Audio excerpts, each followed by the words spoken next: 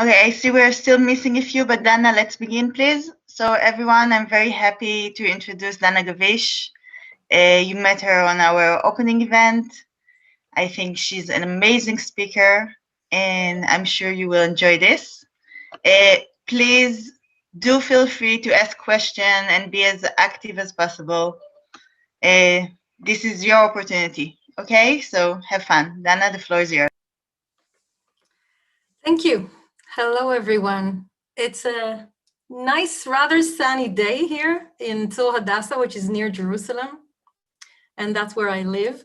I apologize in advance for any children entering the room or barking dogs, for that matters, but most of the time they are well disciplined, so hopefully we'll be able to pass the next hour and a half in relative quietness. But I would like to start by saying 2 ground rules. Do open your cameras if you can. It's just awful to talk to names. It's hard. It's hard as it is. So if you can show me your faces, it will be so much more pleasant. And I'm here to have a discussion, really. So I'm not here to just lecture or have everyone do something together. But I do think that together we can find interesting ways to discuss what we are gathered here to position and to think about together. And I am here at your service. If there are things that are interesting or for you that you'd like me to deepen and talk a little bit about more. So I do have a whole lecture ready, and I'm absolutely okay with improvising and deciding that some of the lecture should be left aside if we're having interesting discussions here, which is really why we've gathered here. So I'm so excited to meet you, though not in person. It does feel a little personal when we see your faces. I'm going to discuss 3 main things. First of all, we're going to talk a little bit about the Startup Nation and about our character and about what we do here in Israel that is rather unique in the world and why we do it, the reasons why we do it, what kind of moves us and pushes us all the time forward. So you're going to have a lot of data, some of my insights, and again, happy to talk about that. Next, we're going to talk about the role of the academy, the Israeli Academy, in bringing innovation to market, in pushing whatever happens at the labs forward to the commercial arena, and that's a part of the success of the Israeli tech industry in general. And third, I'm going to talk about what I do, which is entrepreneurship at a university. And those are 2 things that don't necessarily go together well or in a natural way. And I'm going to show you what we do at Ben Gurion University of the Negev that is unique and different than other universities. And hopefully we'll have an interesting discussion about that. So first ground rule was about kids and dogs. Second ground rule is well, I wouldn't say interrupt me, but stop me and ask questions. It is completely welcome. Practice being Israeli and stop me and say whatever you like, and we can have a discussion about whatever is interesting from you. So let me introduce myself. I am Dana. I, as I said, live near Jerusalem. I've been for years with the Hebrew University in Jerusalem. I've been VP marketing of Yisum, which is the technology transfer company of the university, where what we did in a way is researchers entrepreneurship. That's what the technology transfer company does. It takes whatever the researchers invent and professionally brings it to the market and does the business around those inventions.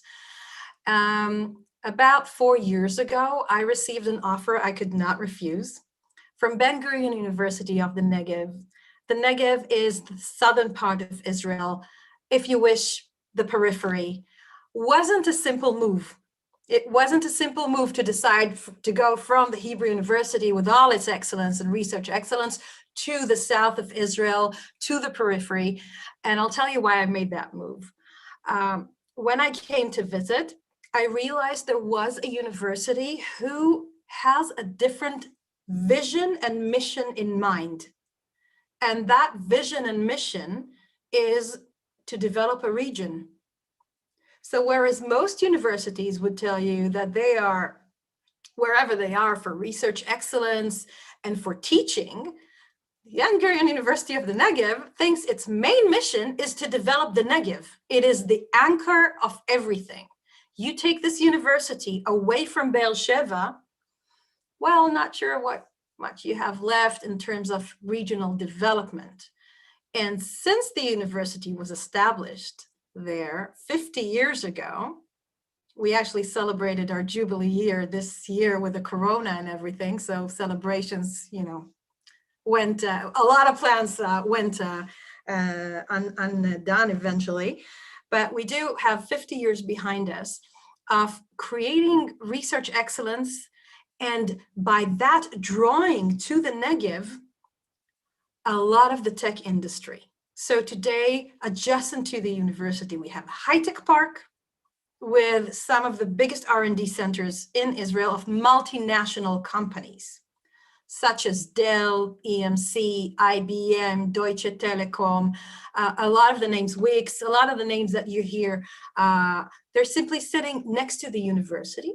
And the next thing that happened was the university developed its expertise in the cybersecurity research. So those centers actually have their cyber experts sitting in the R&D centers next to the university, working together on research. And that kind of work is being facilitated by the tech transfer company, because here we're talking about researchers working with and for industry. And this requires a mechanism that would allow eventually growth and money from those companies into the university. And this is how an ecosystem begins.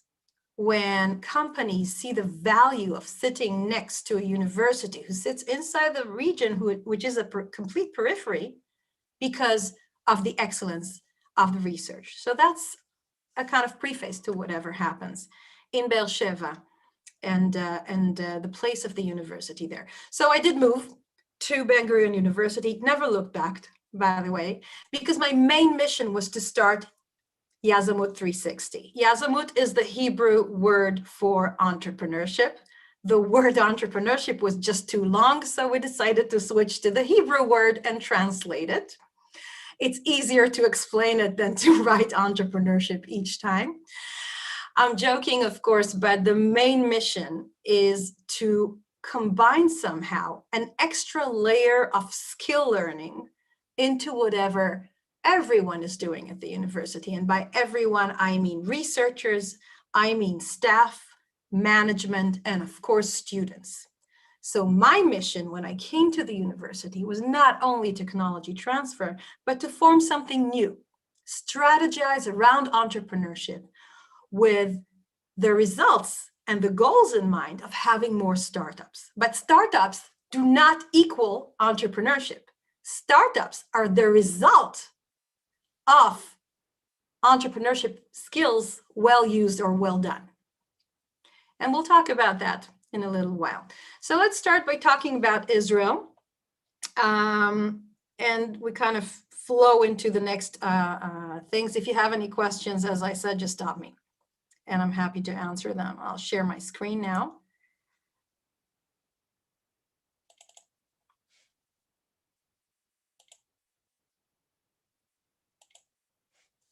Everyone can see, right? Fantastic. Okay. So here we go.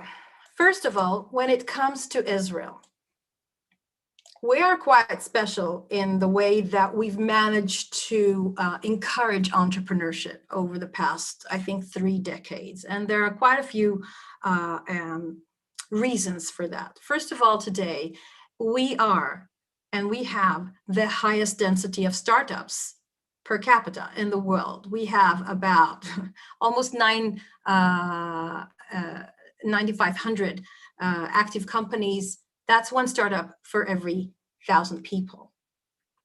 So today we are a little over 9 million people, which is pretty similar to the New York City population. That's how small we are. Really very small country with an area of about 20,000 square kilometers. That's about the size of New Jersey. So very, very packed together and squeezed together.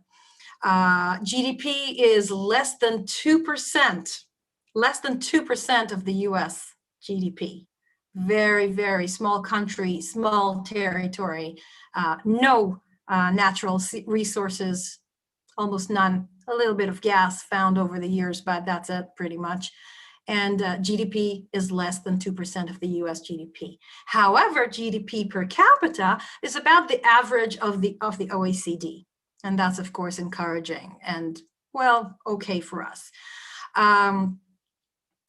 And R&D spending, here's the interesting number that would kind of give you a gateway to what happens in Israel. R&D spending as a percentage of the GDP is #1 in the world. So this basic information gives you a key to whatever we're going to talk about now, which is how Israel is now #1 in the world in R&D, in spending of R&D as a part of the GDP, as a percentage of GDP. By the way, for years we've been second on that list, second to Korea, South Korea. Now we're first. So it did switch in 2020, and they're quite close all the time. We're quite close to South Korea, but I see a lot of similarities between us and South Korea when it comes to the tech industry and the high-tech evolution. And I think it's no coincidence that these are the numbers. When it comes to VC investment per capita, again, highest in the world, way, way, way above the US, which is second. So highest in the world, as you can see here, in terms of population. So the population is rather small. Again, VC investments quite high. A little bit more characteristics. We've been around for now almost 73 years. We'll be celebrating our Independence Day in May. And today we are considered, in terms of numbers, at least the #2 startup ecosystem, second only to the Silicon Valley, the number of companies that are being started and so on. So as I said, #1 in numbers of startups per capita. I think a little over 1,000 startups are started every year in Israel, and number of VC investments per capita. Today we have over 380 multinational R&D centers in Israel. These, of course, offer a lot of job opportunities to people. So hence the Startup Nation. So what are the main ingredients besides, interesting numbers? We're going to start talking about reasons for the Startup Nation. What is the secret sauce that kind of blends it all in? I think the main three topics are technology that we invent, our ability to innovate, and the people. By the way, credit to some of these slides should go to my friend Sivan Shamri-Dahan of Kumra, which is a late stage VC in Israel, one of the best in the world.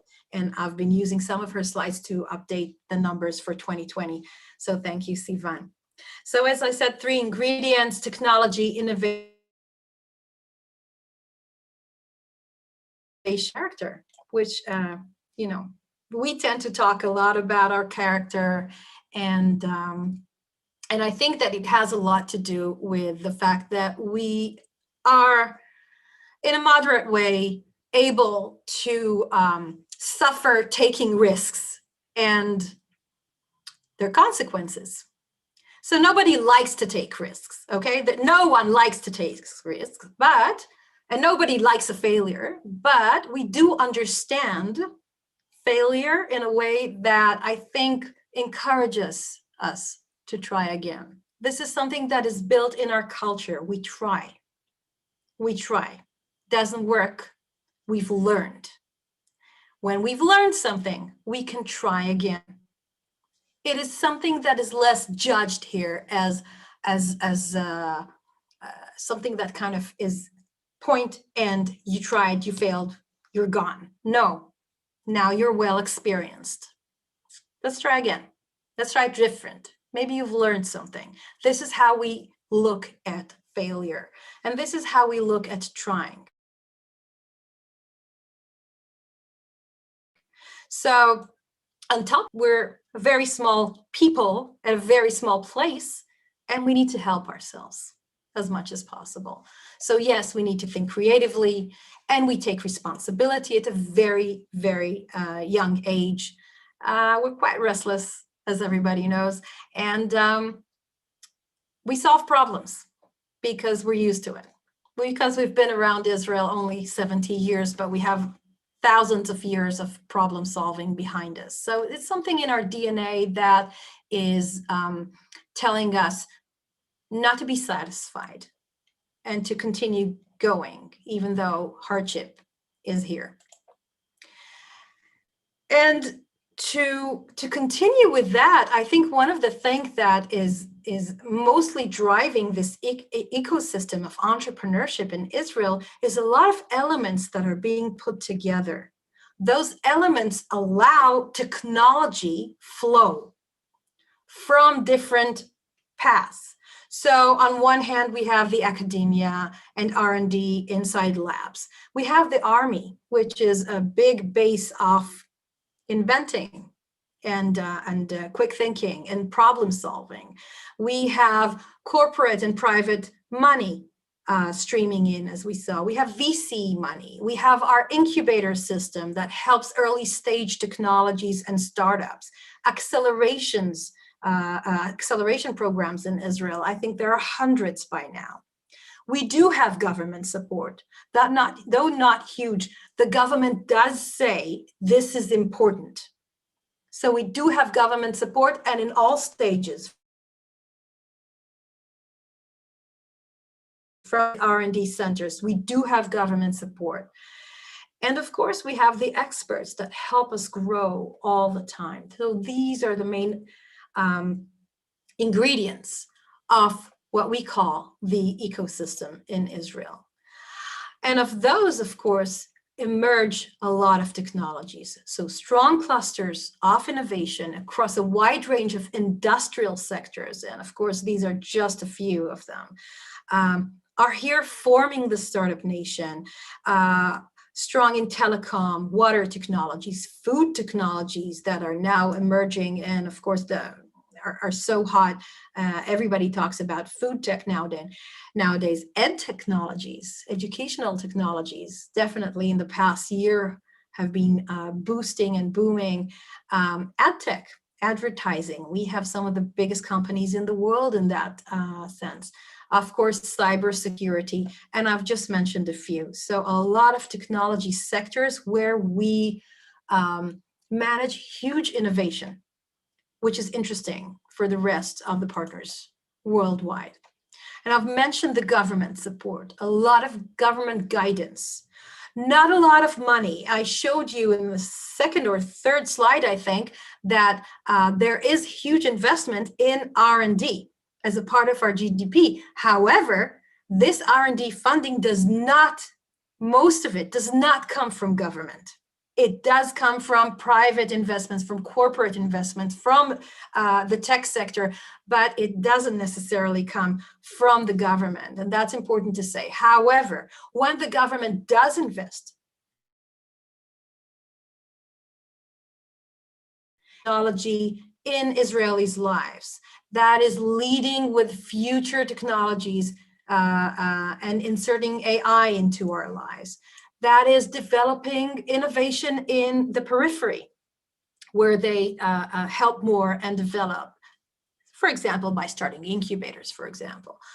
That is by developing personalized medicine, for example, to increase the economy. So these are trends that their government comes and says, okay, this is what is important. We will help there.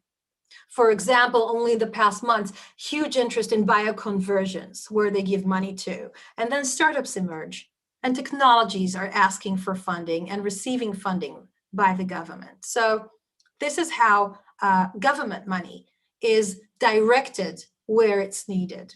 And of course, we always need more. There's no question about that. I've mentioned before, we are probably second in the world to Silicon Valley, also in the number of leading corporations that are moving their R&D centers close to the Israeli talent. And those corporates are of many, many different fields. So we have the tech, and we have the water, and we have the manufacturers of the world, and we have the cybersecurity of the world. A lot of those companies see huge value in starting their R&D centers here in Israel today. About 380 or 390 already such R&D centers are here in Israel. And they're looking for technologies all the time. They're searching our universities, they're scouting. And we keep trying to comply and, of course, bring in new innovation into those corporations.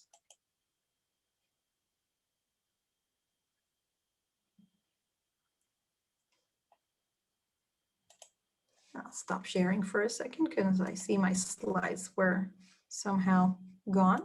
Hang on.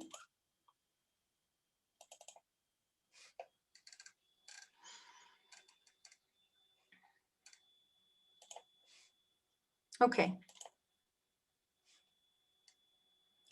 Another important aspect is, of course, what happens in the Army and the IDF industries. So, of course, when our kids graduate high school, they go to the Army.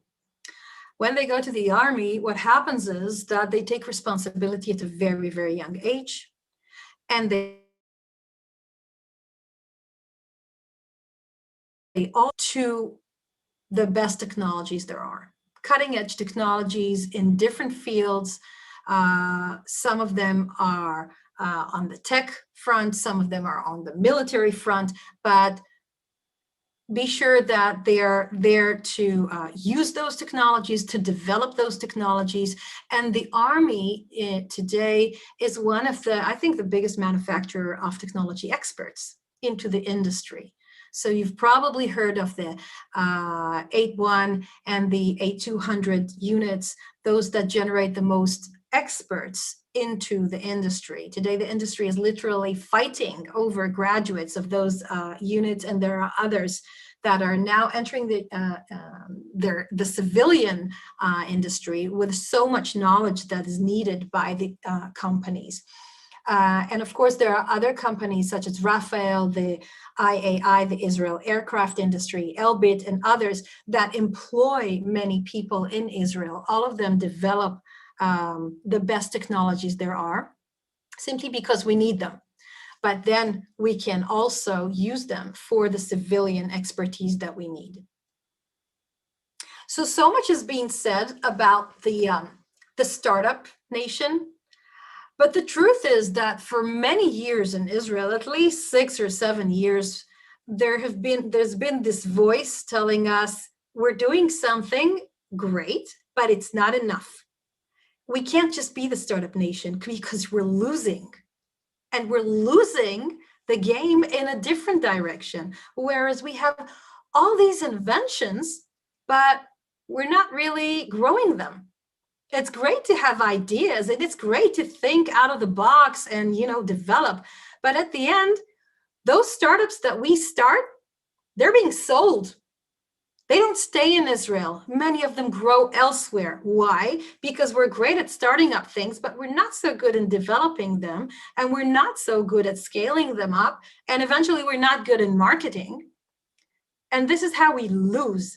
And I think this slide I made about 4 years ago when I went into a conference, and one of the questionnaires at the conference was, where do you think we are? Are we looking to scale, or are we always looking for a quick exit? and then losing the chance to have in Israel a strong industry that has hundreds of employees, not just tens or dozens of employees per startup, and actually grows the ecosystem. There's been a lot of talk about this. And guess what? Things are now changing. So I think over the past maybe 2 years, we're finally starting to see maturity in the industry in ways that we've never seen before. And this is so exciting for us to see. And check out the numbers here, for example. Here you can see how 2020 is actually a record year in capital raising. These are for startups that have not left, that didn't exit. They simply raised money. And we see a trend where existing startups start growing. So definitely a record in the capital that was raised by Israeli companies. And another interesting point of information is that the number of deals has decreased substantially. That means larger amounts, more money being put in large deals into mature companies for them to be able to grow. More information is shown here. For example, this is 2020, the number of unicorns in Israel. So this is the amount of companies. These are all companies, Israeli companies in Israel, that are of a valuation of over $1 billion. That is a definition of a unicorn. And we're starting to see them grow, and they stay. And they're not easily bought as they used to be before. So we're starting to see more and more. Once there were like 2 or 3 unicorns in all Israel, and by once I mean like 5-6 years ago. Things are changing. More data that supports this. M&As, mergers and acquisitions. Here you can see what happens. This is not all of 2020, of course. This is just the first half, but you can see the increase of deals with more companies being bought. The 3 deals that you see here in grayscale were just taken from the total scale because they were so big. So we don't want them to kind of change the whole scale, but you see the numbers, they keep growing. And again, we have more deals, M&As in Israel. So more Israeli tech companies are going public. This is good news because they stay Israeli. They are not just bought, they are here to raise more money. So in 2020, we have had 7 IPOs in NASDAQ and 9 in the Tel Aviv Stock Exchange, all raised over $1.6 billion. That is 4 times more than 2019. All in all, an interesting year for the Israeli tech industry. And even more to come. And that's the nice thing about everything. We can see a pipe. All these companies here are now preparing their IPOs for 2021. So this is good news for the Israeli tech industry. We are looking at larger companies. Quick shift to another set of data. Let's look at birth rate in Israel. Birth rate in Israel versus what happens in the OECD or the US. See, what's happening is that it is dropping. It is dropping in the US. It is dropping in Europe. Look at the number in Israel, 3.13. It is raising. Such a contrast to everything that we see in the westernized world. Now, when we look at this, maybe I should ask you, why do you think this weird piece of information is here? Why is it here, and how is it connected to what we're just discussing here or saying? Does anybody want to suggest? I think because there can be like more potential users in the future. It's a possibility.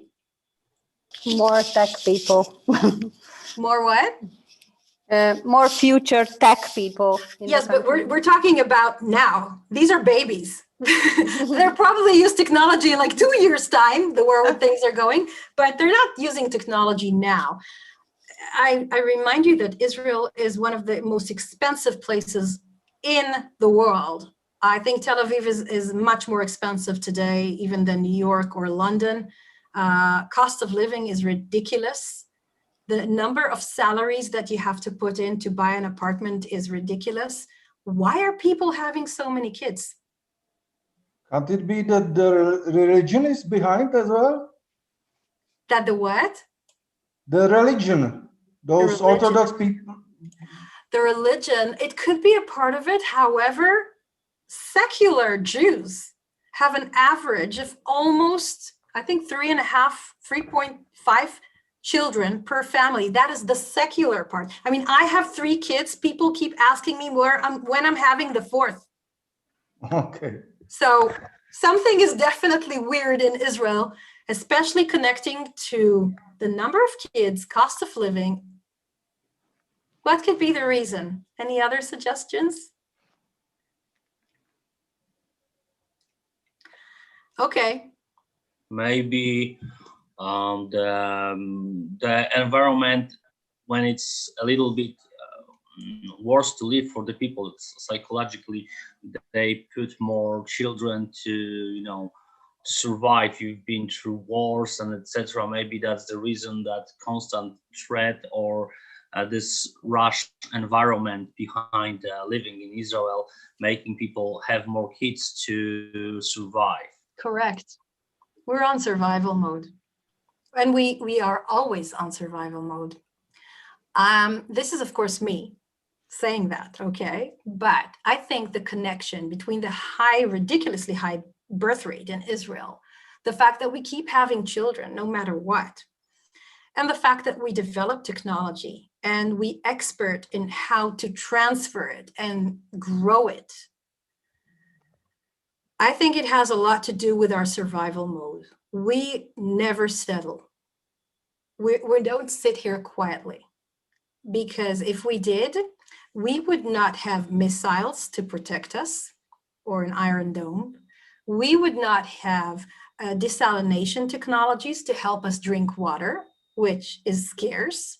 We would not have any resources from the soil, because we just don't. There's hardly any terrain.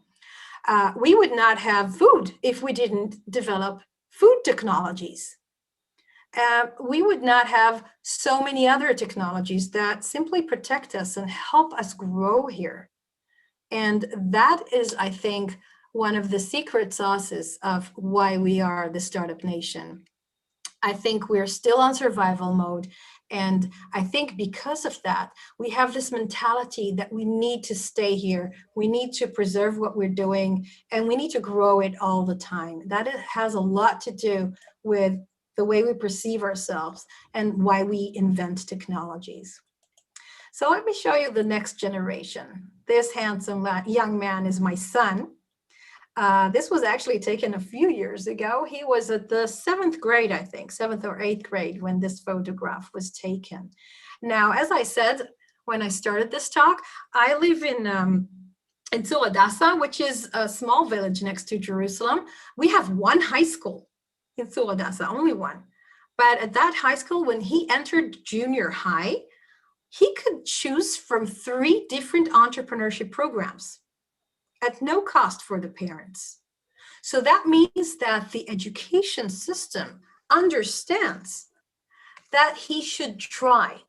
So together with his friends, they won this prize and did this nice project around lighting and car accident prevention on hillside and very sloppy roads, which was a fantastic way of trying to develop a technology or develop an idea, and mainly to work in teams and just experience it. So what I'm trying to say here, that from a very young age, Israeli kids are encouraged to try and work on projects and solve problems. And this brings me to how we involve the education system into that startup nation.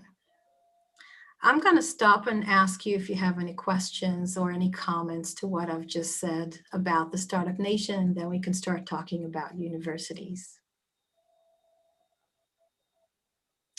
Okay, shall we continue then?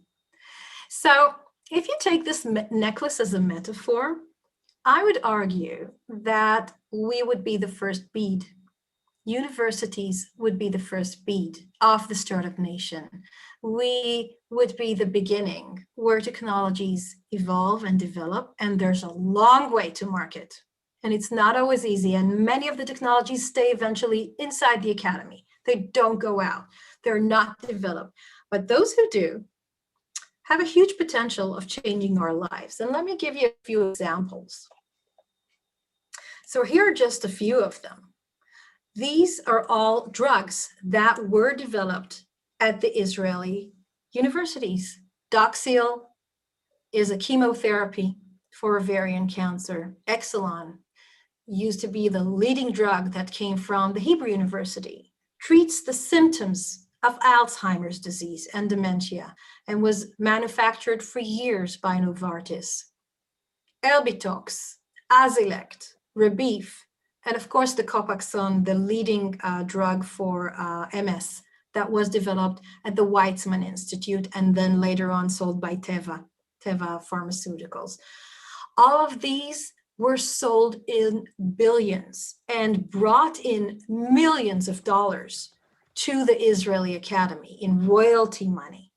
And of course, later on, Teva employed people here that manufactured the Copaxone. So for years, millions of dollars stream into the Israeli Academy, thanks to research that was done in labs, successfully transferred by the tech transfer mechanisms and companies of those universities to small startups that grew and later were sold to the big manufacturers, pharmaceutical manufacturers of the world, and then later sold for royalties, coming back to those institutes. More products that everybody uses. I'm sure you've had computer vision technology that alerts drivers when they're just too close to other cars and preventing car accidents. For years, Mobileye was a small Israeli company that was developed by Professor Amnon Shashua, a Hebrew University researcher. Later on, this company grew and grew, went into a huge IPO, the largest, the biggest ever IPO of an Israeli company back then at the New York Stock Exchange, and then bought for over $15 billion by Intel. Today, Intel in Jerusalem has built a huge high-tech park based on this technology to continue developing their car technologies, their future car technologies. So the city of Jerusalem is now enjoying the fruits of an invention that was once an idea at a researcher's lab. And he is actually running the whole operation at Intel. So really a phenomenal success for this technology. And of course, they are employing thousands of people today in Jerusalem. Other technologies are also being used by everyone.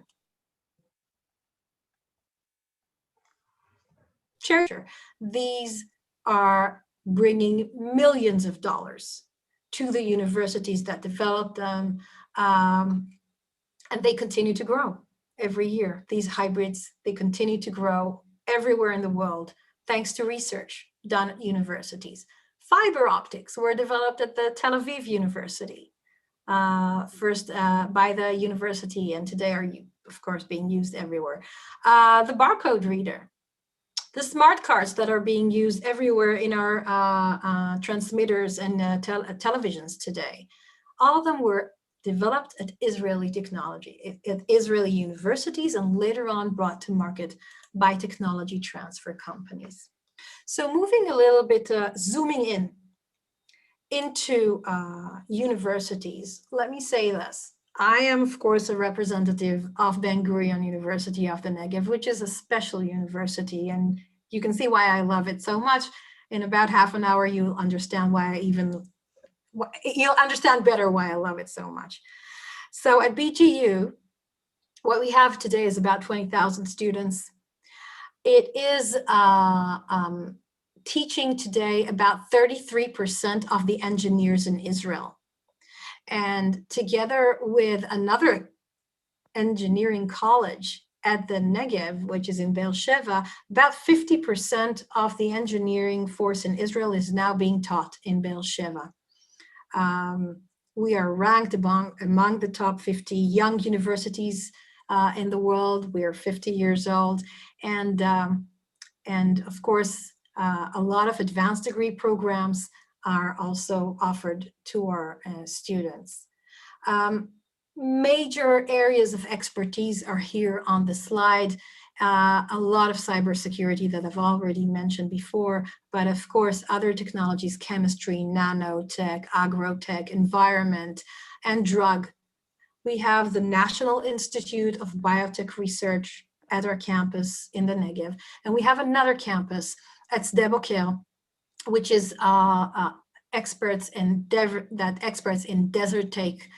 technologies that continue to grow. There's a huge amount of interest today in desert technologies because there are a lot of desertification processes around the world. Places are now starting to think how to utilize their deserts better. This is our patent pie. Similar to what you've seen on the slide before, here you can see the amount of patents or the percentage of patents that we have in different fields. This is important because this is what we have to offer to companies and to startups that are thinking of taking intellectual property from our labs and bringing it to market. So in a way, our way of transferring the knowledge is based on patenting the IP. Starting to patent a technology means protecting it. And let's talk a little bit about how we protect the knowledge. So as I said, one of the best ways to do it is actually write or draft a patent around the technology. And that's just the beginning. Us at BGN Technologies, the tech transfer company of the university, and declares that he or she have an invention.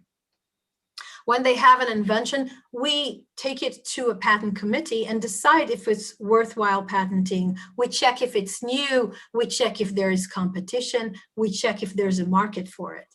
And once we establish that, we decide if we wish to spend money and try to commercialize it.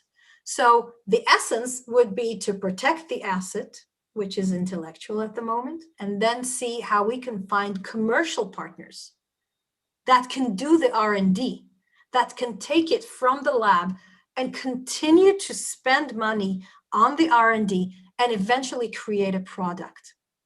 That product is eventually sold either by a startup company or by a large corporate. It doesn't matter. But the license to sell it is being given by the tech transfer company. And then that means that the tech transfer company needs to have some kind of refund or reimbursement mechanism.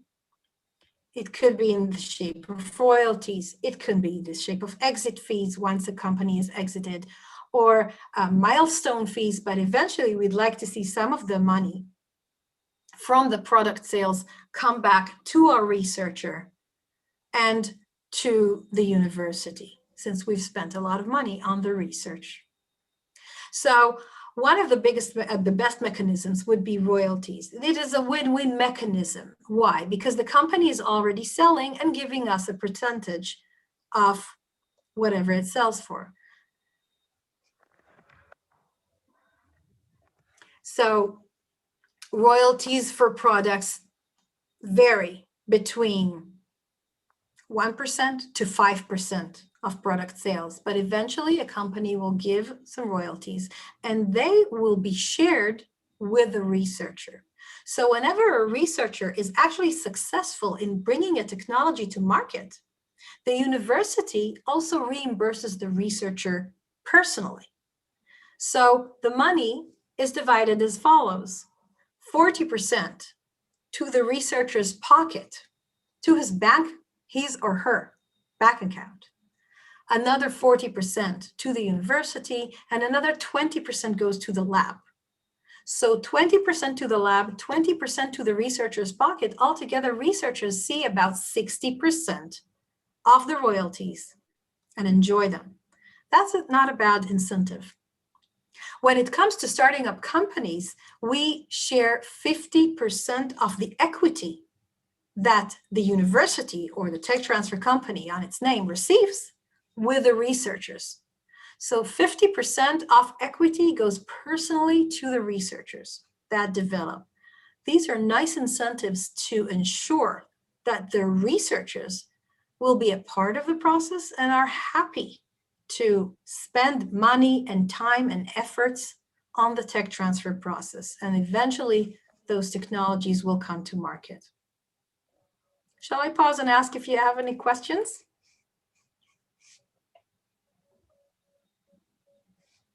Great, we'll continue. Wait, I have a question. Please. Can a startup that didn't grow in the academy join those tech transfer units? That's an interesting question. The tech transfer is usually charged with ownership of the IP, the intellectual property that is developed at the university. That means that if a startup company or another company wishes to enjoy or to use the technologies that are developed by the researchers, they can have an agreement with a tech transfer company. But the tech transfer company is here to actually facilitate research for companies. So if you are all starting your own companies, perhaps you have research questions. Perhaps you need scientists to develop. Where would you find them? Probably at universities. You would want to employ experts that would help you. It would also enhance your brand name. Perhaps you'd want to put them as a part of your team, their names, their credentials, and say that you're using the expertise of Professor this and that.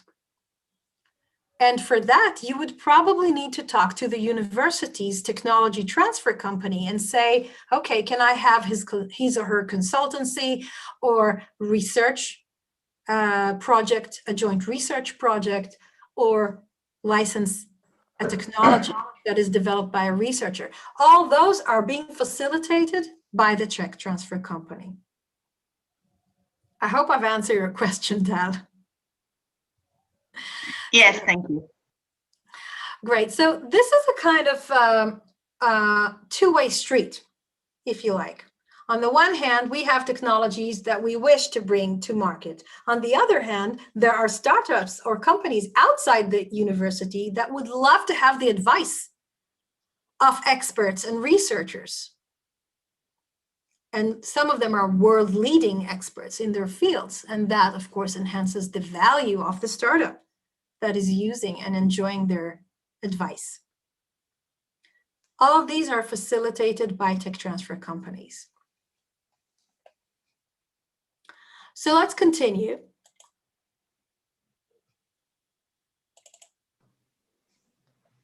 Dana, hi, if I may, I have a quick question before you continue. Sure. The question is, how would you, or what would you advise to startups to do if they want to approach universities?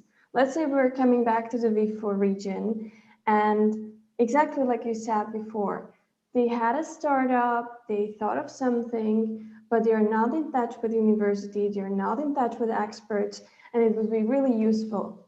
So what do you recommend? What should they do? Because, you know, approaching, just having something in mind that is not a real thing yet, especially when they don't have a minimum viable product, how to approach the university? What are maybe tips and tricks that could really help those startups be taken seriously, let's say?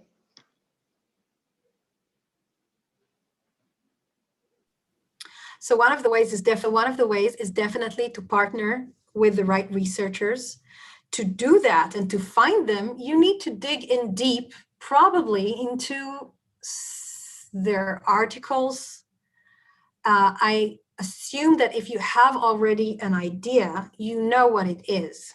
That means if you're looking for an expert, you may want to check publications and articles in that field.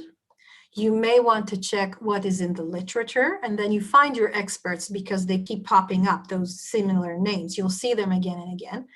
You would maybe want to look at lectures at conferences in the field, in your startup field.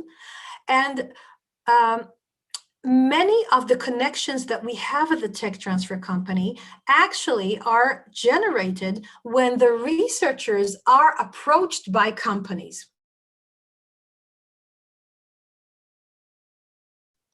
So it would be nice for comes to us. The truth is that the best advocators and marketers for the technologies are the researchers themselves. So in many cases, I would be approached by the researcher that would tell me, you know what, there's a company that is talking to me. Why don't you handle it? Why don't you explain to them how we can move my technology or how we can move a research project together? They have approached me. They have identified the fact that I am an expert. So the best way to look for them is to really look for those conferences where they talk, those talks that they give, and find out what they know, and their research articles and teams that they work with. And this way, probably you would find the best names to handle your idea. Thank you. Other questions? Can I have one? Sure. So as I seen some examples and over the experience, finding the right person or talking with the right person is not so a big problem just to research them. But I would like to ask how you solve the things like legal rights, shares, or even payments or benefits for the researchers, because sometimes it's very easy to find a good way to communicate about technical things, how we want to develop and kind of have an idea or part to do, and everybody is excited. But the problems start when you have to share the potential or existing income or benefit from the development. So researchers are sometimes in position that, well, I develop it, I do a lot of work. Why the fruits from this tree have to be taken from me and give to the company that commercialize it? So how you set up the ground rules? What is the best way to do that? I think you've touched the essence of tech transfer. So this is really always the challenge. The truth is, there are ground rules. They're always broken in each agreement, and we need to tailor-make each agreement. And that's why this is something that needs to be done professionally with a goal in mind, which is to move the technology eventually. And things are not always on the quick path. But I've seen, I've been doing tech transfer for so many years, and I've seen dozens and dozens of deals. None of them are similar, but all of them have similar elements. So if we're talking about a company that simply uses the brain, the researcher's abilities and brain, which is similar to what Dominika is looking for, then you would probably want to do some kind of research project together and be sure that the agreement ensures you the research results. Whatever the researcher is developing, eventually you can license, because you've paid for it. You've paid for this research. You can license it to your company and use it exclusively. When it is the researcher that is inventing something, and we're trying to take the technology to the commercial arena, in most cases, there are two scenarios. It's not that complicated. There are only two scenarios. One of them is that it will be licensed to an existing company. Let's say you have a company, you know that there's a researcher that does something that you could use in your product. You'd like to take it in, so you create a license agreement. That license agreement has specific mechanisms. It says that if you as a company uses this technology in a product, you sell the product, you would probably give royalties from product sales. Sometimes this is not the case. Sometimes you can't ask for royalties. I'll give you a case. Many years ago, we licensed a technology to Adobe. Adobe is a you know, does the Acrobat Reader, the PDFs that we've all been using for years. They're not going to pay royalties from product sales. It's just not going to happen, not for a feature. So we've reached another agreement. We've just reached another agreement. You go for a one-time license fee or whatever. So you find ways to finish the deal in other creative ways. But this is something that you can do creatively. Eventually, what you need to make sure is that university and the researcher are reimbursed for their research and efforts, and that you as a company can develop and continue selling.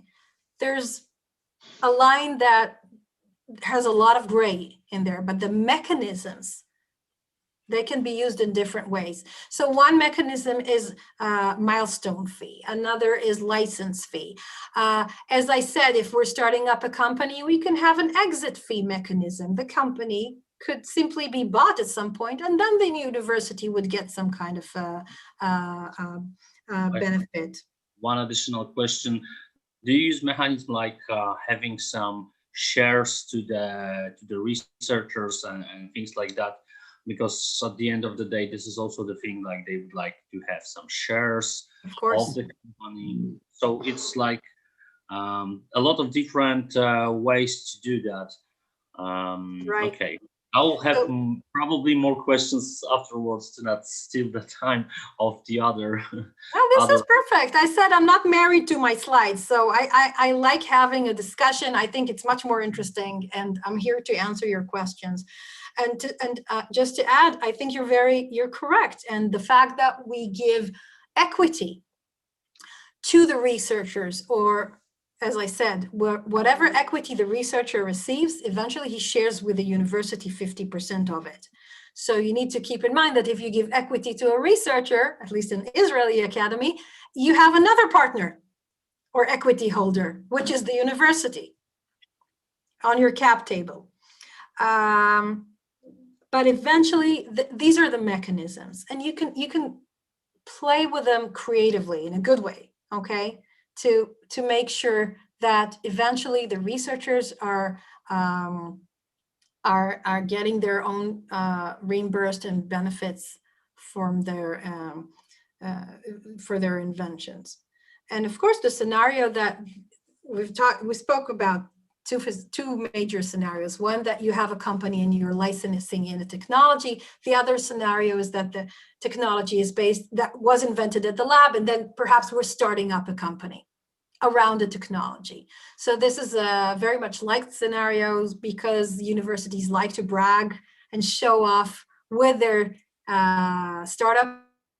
It's not always the best route. It's not always the cheapest or the easiest one, because it's hard to start up a technology around very early stage technology and manage to find funding.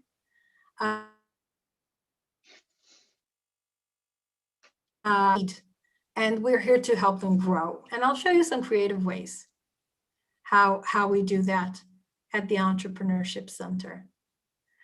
Let me continue and say something perhaps about what we do at the Entrepreneurship Center. Where is my share screen? I'm kind of gonna jump to entrepreneurship at the Academy, because I have some interesting mechanisms to show you. So in Beersheba today, we have a very interesting ecosystem. I'm kind of jumping fast forward to talk a little bit about that. Here's what Beersheba and the university look today. And interestingly enough, what we have is the first plan for an innovation district. What you see here in orange is the existing. Has also gained some popularity in Hungary already. There are around 8. Thank you. So Ben Gurion University in orange. We have adjacent to the university in yellow Soroka Medical Center. The Soroka Medical Center is the biggest medical center, pretty much the only one in southern Israel, so serving a huge amount of population. Right next to the university, that big line you see here is a railway station, the train that brings trains from south and mostly from north. In blue, in light blue, what you see is the high-tech park, which is adjacent to the university. And what you see in green is something that we have not spoken before about, which is the fact that the IDF is moving all its elite tech units to the Negev. This is a long process. It will take a long time. Intelligence units in Israel are now moving to the Negev to be close to the university. So Be'er-Sheva, let me remind you, is enjoying the university as an anchor that attracts the best high-tech people in Israel, the best talents in Israel. Well, it's considered the coolest university, so also the coolest students in Israel. And now we have the high-tech park, the public transportation, the university, the hospital, and the IDF units all in close range. What you see here on the photograph, also adjacent to the university, you see this white sandy space. This is where the university is now doubling its size. We're building a north campus. That means we're just, building a whole new campus next to everything. And by showing you all these elements, what I'm showing you is a very small terrain. Everything is very close together. And this is the new innovation district of Be'er-Sheva. So we have had, over the past 2 years, we were very much involved in the municipal planning of an innovation district where a few verticals come together. We have a blooming and booming ecosystem of multinational companies, hospital, research university, IDF units coming in together with the municipality. We've been receiving funds for the municipal planning of the innovation district. And what we've chosen as a part of that plan to focus on 3 verticals, technology verticals for the whole district. The first is digital health. The second is desert tech, because we're in the desert. And the third is cybersecurity, which we've already known for. So when we talk about a southern ecosystem, these are the main elements. And this is what we're working on to develop the city and to develop the whole region. This region has just started. Over the past decade, it has developed immensely with this high-tech park. What is going to be in 10 years' time will be much, much bigger. And we have high hopes for that. So by today at the park, we went from like 0 engineers or employees to today about 3,000 employees, multinationals, Israeli companies, VCs sitting next to us, entrepreneurship hubs and services. So these are the main players that we see. In about a decade, we expect to see many more civilian buildings, IDF campuses, and about 25,000 employees that would be hopefully Be'er-Sheva residents and help the city grow. And we'll also receive high paid salaries. So this is how we see the city developing. Believe it or not, these camels are real. This photo was actually taken in 2014. In 2019, I took the photo in the middle, and that is the first building of the high-tech park. And these are the plans for the whole tech park and industrial district for 2024. We're moving and zooming even more, unless you have questions, of course.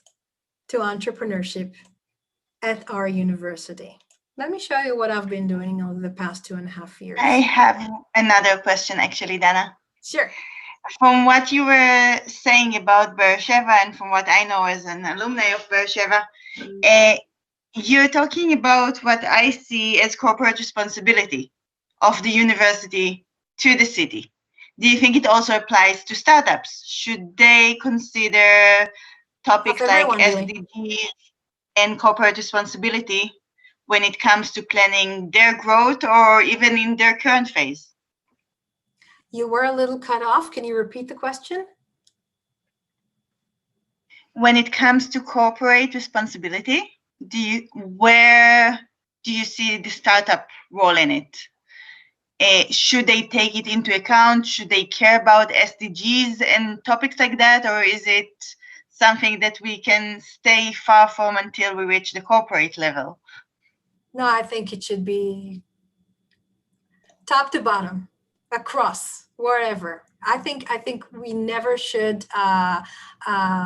We should always be focused on these things in different ways. I think SDGs are important, and of course, they're even more important when it comes to where the world is today. We see that everywhere. I think that should be there from the very beginning of when you start your company, and you just decide what you care about. Taking it maybe to a kind of different direction, and to what I'm about to tell you. I started this entrepreneurship center about 2.5 years ago. From the very beginning, it was clear to me that entrepreneurship, this field that I'm touching, is probably not the most classic way for women. That attracts women, for example. I'm looking at the percentages, and women are always somewhere between the 15% to maybe the 20% of the group. And I was thinking of ways of how to take responsibility, because it's important for me, and just decide to promote it. So one of the things we've done over the past year is simply decide that this is important. If it's important, we need to act. We can't just wait for women to show up. It's not going to happen. We'll continue being around the 20-25% if we do. So what we're doing is initiating activities and actually attracting women. We've created a women's course. Students, female students, have started a course. Now they're a huge community. And that started at Ben-Gurion University. Today, after 4 courses, they've turned into a national community. And from a Ben-Gurion University community, they're now in 7 other universities. They're called Women's Entrepreneurship, and they're one of the biggest women's entrepreneurship communities in the country. And this started by a student walking up to me and saying, you know what, I'd like a course for women. And I said, okay. What you need. I'm going to give you funding. You are going to bring content. You're going to bring the lectures. I'm going to teach you how to invest. I'm going to teach you how to interview the women around you. I'll show you everything you need to do, but you're going to start the community. And today she's running a national community around us. So we're so proud of that. This is an example of how you just take responsibility around something. Today, in all the programs that I'm about to show you, we have simply decided that this is important to us, and we'd like to start every program with 40% women. So in a way, we have just put the dart in and then put the circle around it and said, this is where we'd like to reach. And with no special discrimination, we still need to choose the excellent ones for our programs. But guess what? We managed to do it because we advertised in a female way. I don't know if you're aware of it, but unlike English, for example, in Hebrew, we have masculine and feminine way of saying things. That is usually when everyone's talking masculine way, it's hard for Israeli women who read Hebrew to think that ads are addressed to them. they are phrased in a masculine way. So we have changed the way we're advertising, for example. So this is my long answer to taking responsibility. And yes, SDGs are important. I think it's easier to raise money today for startups that are touching impact in a way and, well, have a big why answered around them. Why is it important? Why is your startup important? Why should you start the business? Why should I invest in you? When you have that figured out, I think you're very focused with your passion. I think it's easier to raise money this way for your endeavors. May I have some question? Hello. Sure. So I'm working in the aerospace industry, and of course we are a startup company, small company, and we're starting with some cooperation between ESA and so on. And we have some connection to your country in this aerospace field. Yeah. And I would like to ask if exists some program for possible cooperation, which is because of this is a little bit sensitive technology. So if exists some possibility to direct contact with your universities and so on. So sure. Actually, I have a few experts in mind that you can relate to. Definitely one of the labs in Israel, not in Israel, at Ben Gurion University is very much into aerospace. They have satellites out in space, satellites that are the size of milk, a milk can, I understand, but they're working for many years. So I'd love to connect you. Super. Thank you very much. I'm going to put my email after that in the chat. I would like, my email, my website, so you can all approach me directly. Thank you. And I have 3 children, so but I'm not living in Israel. I don't have my 4th, so maybe I should move. Yeah. Great. Anything else? Okay, so I'm happy to show you what I've been up to in the past 2 years, and this will probably be the last part of my lecture, which is forming an entrepreneurship center. So about 3 years ago, as I said, I did move to the university, but then something miraculous happened, which was the fact that the Israeli Council of Higher Education, which is the main government institute that decides what is being taught at the academies, that decides the budgets for the academies. Well, you get the drift. It is the main government body that handles higher education in Israel. They've decided to put out a tender to all universities and colleges in Israel and ask them to submit proposals to start entrepreneurship centers. So to me, that made life so much easier. Why? Because it's not me. It's not the university management. It's the Council of Higher Education that says that something needs to change in the way that we incorporate entrepreneurship in the university. It's the Council of Higher Education that says it's important. So I'm not fighting any hardships or politics in order to incorporate entrepreneurship. The way was paved. And thanks to a lot of efforts, we did one. We won that tender and we received millions of shekels, and the university is also matching those amounts. So we've had a 4-year budget to start planning what we'd like to do. And what this tender said is, you are the Israeli Academy, and in the academy, what happens is that there are 2 main things that happen: research and teaching. That is not enough today. If we really want to prepare our students for the day they graduate, they need more skills. They need more talent. They need expertise.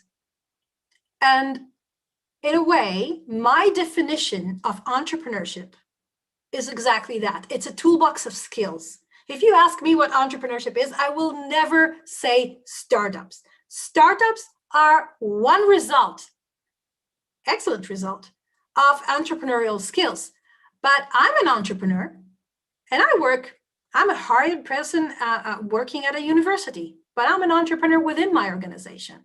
So what I'm practicing is skills that help me start an initiative, that help me work in teams, that help me move people, that help me speak to an audience, that help me tell my story, that help me market something or position myself in a way that eventually moves me closer to my goal.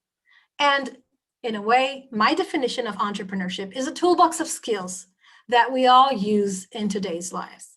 We need to teach the students, the management, the researchers how to do that in order for them to excel in today's world. And that, I think, is the goal of starting an entrepreneurship center at the Academy. So what I'd like to show you is the result. So today, fast forward 2 years later, what we have is 5 pillars.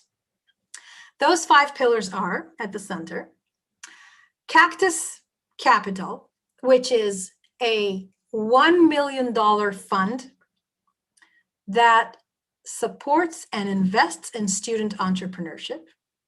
We have Oasis, which is an acceleration program for researchers and their research students to take their technologies from the lab and accelerate the process to forming up startups and going to market. We have an academic program called Leaders for excellent students from all faculties and all disciplines that wish to gain that toolbox of skills and also practice entrepreneurship while they study. The 4th pillar is an e-commerce program, because we think that we cannot ignore what happens in the commercial arena, on the commerce front, on the e-commerce front, and we need to teach the students that wish to be taught how to do that, how to start their own online shops. And the last pillar I've already touched a little bit is 8 different student communities. So these are the 5 main elements that we have formed over the past 2 years. Now everything is happening. What you see here in this lovely photo is the Cactus Capital Investment Committee. So at Cactus Capital, which was an initiative by the university president, who very courageously made a decision to give $1 million in investments to students, we teach the students not only how to get money for their endeavors, but also how to invest. This is the investment committee. We teach them how to do due diligence around technologies, how to evaluate a technology or a team and decide if they're worth the investment. And eventually, when they gather after a long course, they act as student analysts. They analyze the company, and also they get to vote. So they get to decide investment.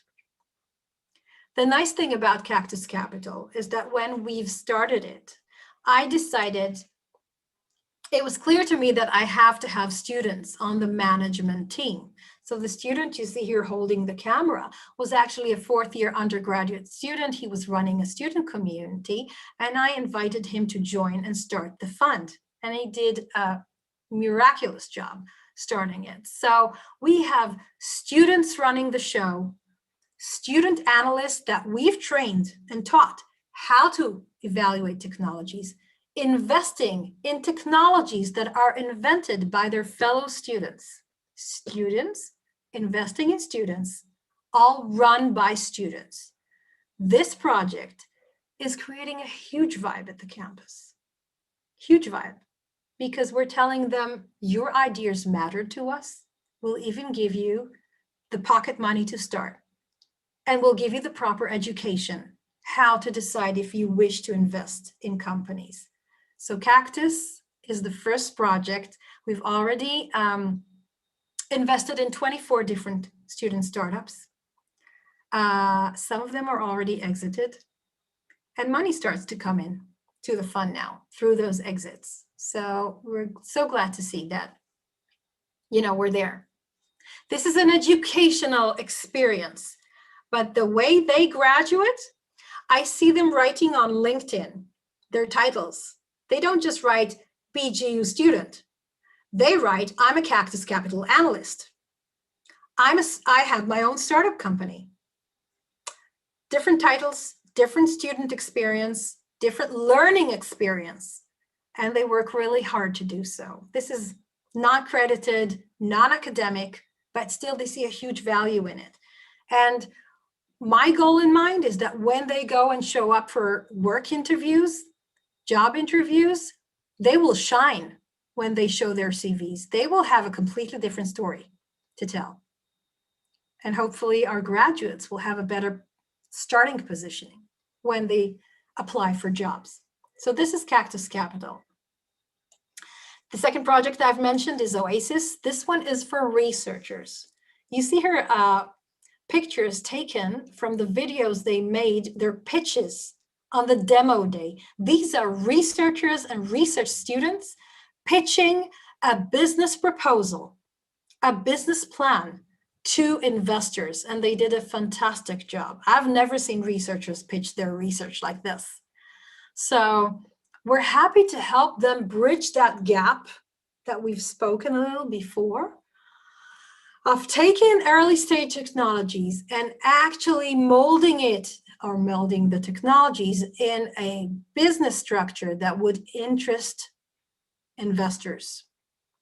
They've just started, but first cohort is already behind us. They graduated in September. The second cohort is going on right now. So everything is just starting, but we see the results. Also huge vibe at the campus, this time on the researchers' side.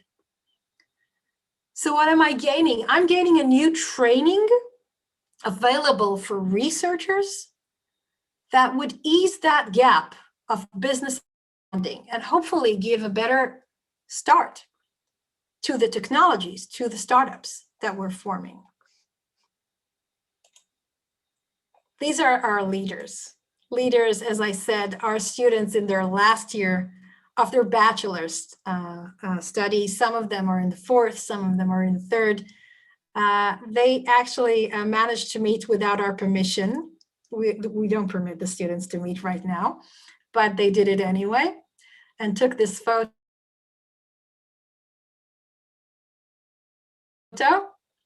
And they go through a whole year of training.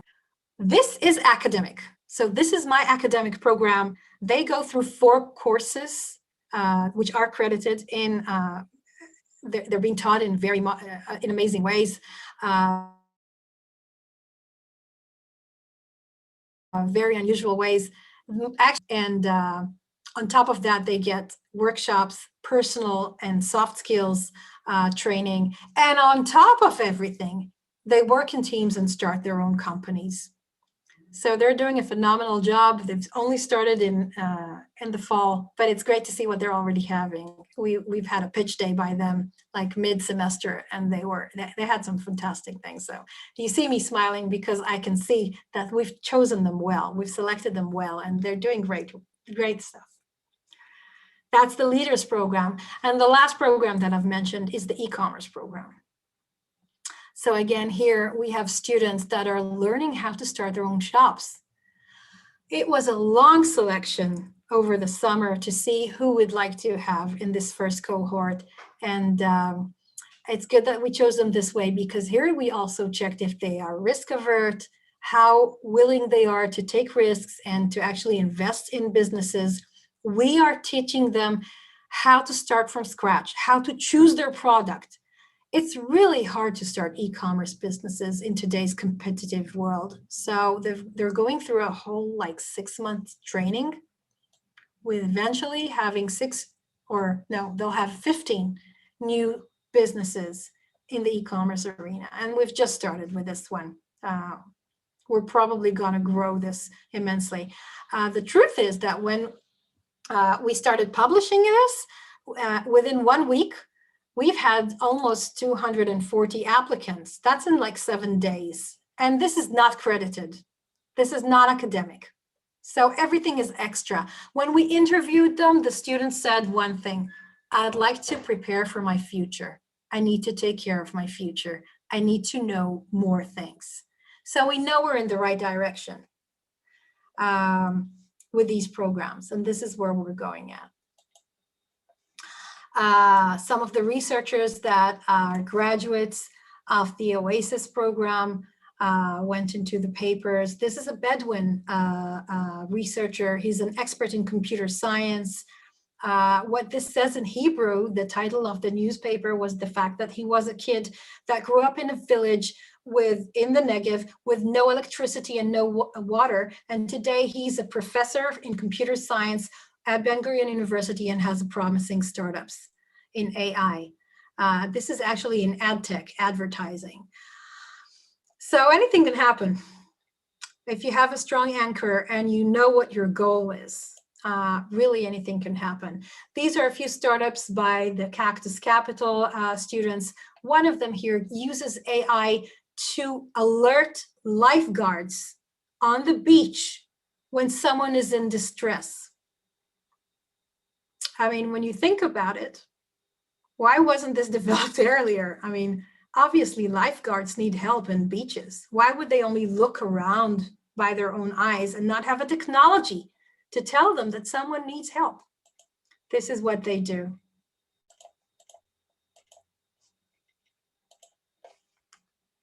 Deltica is a fintech company.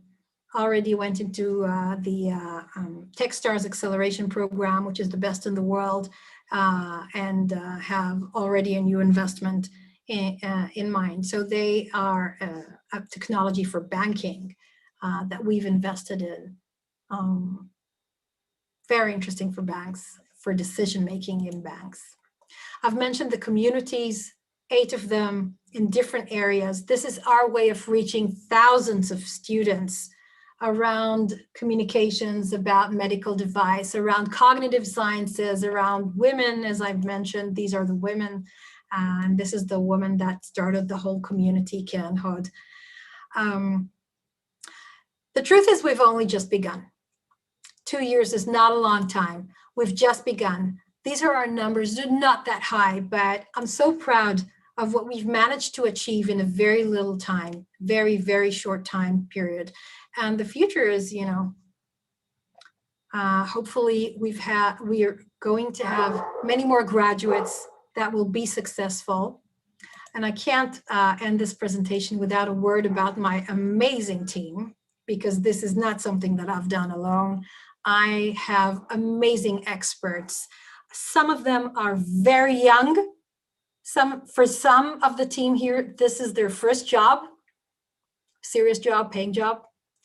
And some of the team is such well experts and, you know, gray hair, no hair in some cases. And all of them have, this is a complete democracy. All of them have equal votes, and all of them have their right to an opinion. All of them have initiated what they're working on. We really are acting as a task force that thinks together, decides together, and develops whatever I've shown you together. And I think there's like me in the middle between the very experienced and the very, very young teams, and molding everything together into what Yazamut 360 is. So that's it for me. Happy to answer any further questions you may have. I think we're a little of time, 1 minute, so pretty much on time. And, Dana, can I have one short question connected? Sure, and I'm gonna type my email website. You're gonna see it in a minute, so we can continue discussions if you have later. Sure, Peter. Yeah, okay. You started the story with your movement from Hebrew University to Ben-Gurion University. So my question is, when taken from a position of nation, let's say, what would be the best, and being in, theoretically being in time point 0, what's the best way how to proceed? Is it to concentrate into one, let's say, newly established university to start all this technology transfer business, or to disperse the efforts throughout the country?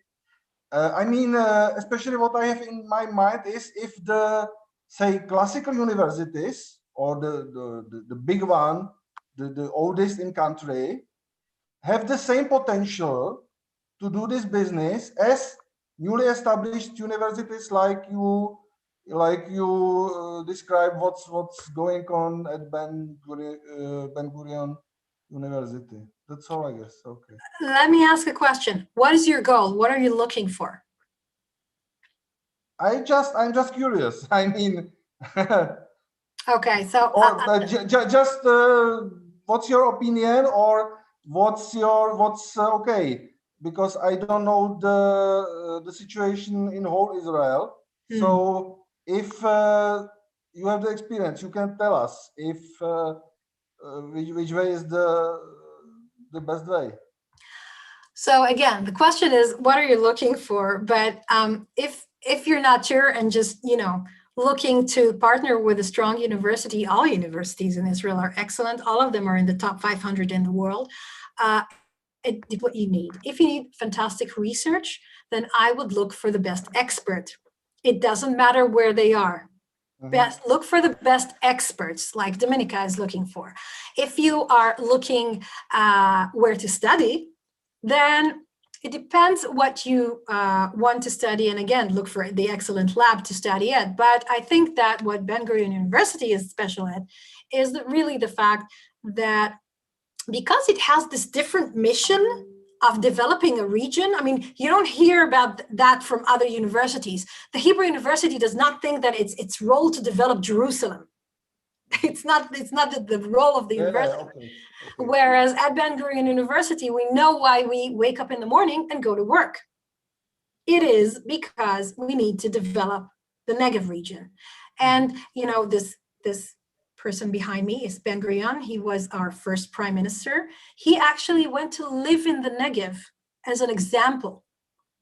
And back then we didn't have air conditions, and the Negev is extremely hot. It's the desert. And he just gave example. He went to live in Sde Boker, where we also have a campus. So I think it's a perfect example to sometimes you need a bigger why. I spoke about that before. I think whatever you do, know why you do it, whether it's because climate change is important or other SDGs that you care about, whether it's to help people get well, whether it is to create clean water, it doesn't matter, but you need your why. When you have that why, you know why you wake up in the morning and go to work. At Ben Gurion University, we know why. From management from president to management to staff to students, we know why we're there. It creates an atmosphere, a social atmosphere, an impact atmosphere of willingness to move forward, to think out of the box, because we know it's important to do that in order to reach our goal. And that's why I believe that it has been such a good fun and a good experience to start a whole new endeavor around entrepreneurship at the university. It's because people see the value in it. I think it's true about everything you do. Find your why, you're going to enjoy it. So my understanding is that maybe the momentum, let's say, connected with the start of a new story, or how to call it, is very important. And maybe I would assume that this is one of the factors of the success of Ben Gurion University, or of the so I would assume that probably the newly established university has a bit better potential to do all this story you are talking about than some classical one university with all of its agenda and so on. Am I right, or? I think you're right. I am also in touch with all my colleagues, all the other entrepreneurship centers at other universities and colleges in Israel. And I definitely get a feeling that they are on the right path as well. I think that what made it very, I wouldn't say easy, but the fact that I'm busy doing my programs and generating this learning experience, extra layer of expertise for the students, it helps me that the university management acknowledges it, thinks it's important, and that I am not tied to a specific faculty. My center is under the president. We are not connected to a specific faculty. We're not management. We're not business. We are for everyone. Also for the staff, also for the researchers. It's important to position it this way. And this way, everything kind of converges into something that is multidisciplinary in a way. And I think that's the essence of, entrepreneurship. You want diverse teams working around ideas. You don't want the same engineers or the same managers or the same people working, thinking similarly, thinking the same. I showed you my team, and they are the most different people from one another that I could imagine. But they've learned to work together in a respectful manner and listen to each other in a way that creates a lot of synergy between the programs. Okay, thank you very much. Sure. Can I have one question? I'm here. So I'm gonna draw you some problem, let's say, that we face here in Poland, because you have the Ben Gurion University. I didn't do too much research about the university itself, but I can imagine only that it have different faculties, different fields, and etc. So Yeah. here in Poland, in our field, it's like we have very small units. The knowledge is very spread. We have like very specialized technical university, medical university. Some of them are IT and etc. So, for example, as for me, as for my startup, that we touch a little bit of AI technology and a little bit of medicine, I somehow need to connect those two. And I cannot simply go to one university, because there is no such university that works on the fields I'm interested in. So I have to touch the technical university on one side, and on the other side, I need to touch the medical university. And my field require both input and research and development for both fields. But this is not only one university. Have you faced such a problem? Have you had like multi-universities programs or something like that? This is the local problem. The entropia here in Poland, especially for the university, is quite big. So we have very small units specialized in certain areas. Let's call it like that. And this is the problem that I'm facing right now here. Yes, I understand. But eventually, when you do look for expertise, I imagine that you need certain experts in different fields. Eventually, you work directly with a researcher. So it doesn't really matter if you have two research labs or three from the same university or research institute, or you work with different researchers from different research institutes. Your relationship is with them, and what you show them is specific to what you need from them. So I think that in a way, if your interest is your startup, it shouldn't matter to you so much. What you should matter is, are you talking to the right expert? And for that, you really need to look around. And I would encourage you to look around the world and not necessarily in a specific country. Probably there are experts, world-known experts that you can find that I think should be your aim. I would aim high here, because you do need those experts and your researchers to be the top, if you want the top level startup. Yeah. The other thing is, what would be very beneficial for us is like cooperation with some clinic, what we call clinic in Poland, Maybe the definition is like the clinic is the a hospital ward connected to the medical university that do also not only healing but also research. So that's the thing that we So definitely important. like Yeah. to have support from the medical university and definitely from Poland. But maybe this is to follow up afterwards. But No, and that's- also this usually comes together. If you need a clinician, he usually is used to working with researchers. And when you have a research university that is adjacent to a hospital, one of them is Ben Gurion. I've shown you the Soroka, it's just across the street. Other one is, for example, the Hebrew University that has the Hadassah Medical Center as part of it. I think those are the best combinations where the clinicians know the researchers and they can, you know, help you together from both sides. I'm gonna put in my my email, and I'm happy to answer more questions if you have any.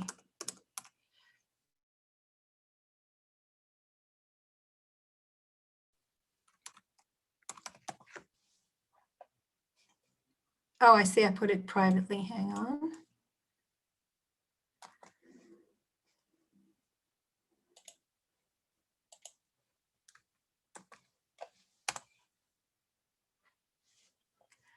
Great. Everyone, any more questions? I'm happy to communicate privately if you wish. Wonderful. I hope you've enjoyed this and it was useful for you. Dana, thank you very much. I invite all of you to fill the feedback form on Slack, and we'll see you again next week.